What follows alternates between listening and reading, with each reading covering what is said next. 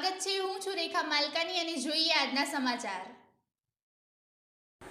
ગાંધીનગર ખાતે coffee table book આજીવન યોદ્ધાનો વિમોચન સમારોહ ધામધૂમથી ઉજવાયો।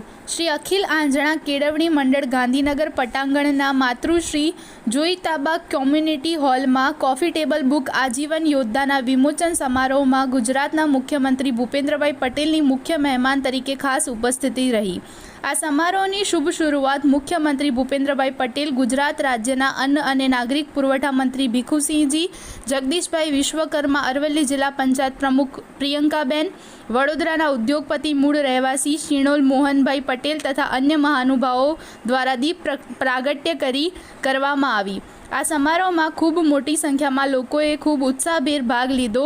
માતૃશ્રી જોઈ માતા બાગ કોમ્યુનિટી હોલ ખીચોખીચ ભરાઈ ગયો, જેથી અન્ય લોકોને શાંતિથી ઊભા તથા હોલની બહાર મૂકેલ સ્ક્રીન પર આ કાર્યક્રમ નિહાળ્યો।